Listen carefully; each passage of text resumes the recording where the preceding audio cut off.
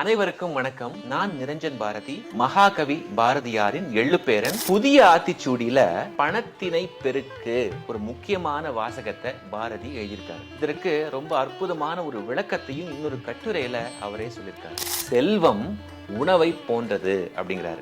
புதுசா நமக்கு நிறைய செல்வம் வரணும் அப்படின்னு தேடி தேடி அதற்காக உழைக்கிறவங்க இருக்காங்கல்ல, அவங்கள தேடி செல்வம் போகுமா, அவங்களுக்கு எல்லா நன்மையையும் சேமத்தையும் அது தருமா. இப்போ நமக்கு பசி எடுக்குது, நாம உணவு சாப்பிடுறோம். அளவுக்கு அதிகமா சாப்பிட்டாலும் நோய் வந்துடுது, சாப்பிடாம இருந்தாலும் நோய் வருது. அதனால அளவறிந்து நம்ம பசியை தீக்கிற அளவுக்கு நம்ம உணவு இருக்கணும். அந்த உணவு நம்ம உடம்புல கலந்து செரிமானமாகி ரத்தத்துல கலக்குது, தேவையில்லாதது கழிவா வெளியேறுது. அதே போலத்தான் அதான் சம்பாதிச்சிட்டோமே போதுமே அப்படின்னு இருக்க கூடாது. அந்த சம்பாத்தியத்துல ஒரு பகுதியை தானமா கொடுத்துடணும், ஒரு பகுதியை சேமிக்கணும், ஒரு பகுதியை செலவழிக்கணும், இன்னொரு பகுதியை பரவாயில்ல அப்படி இருந்துட்டு போகுது அப்படின்னு விடாம இன்னும் நாம சம்பாதிப்போம் அப்படின்னு உண்மையான உழைப்பை செலுத்தி நாம ஒவ்வொரு நாளும் முயற்சி செஞ்சோம் அப்படின்னா நம்ம கிட்ட பணம் இருக்கும். அது எப்போதுமே ஆரோக்கியமான ஒரு செல்வமாக இருக்கும்.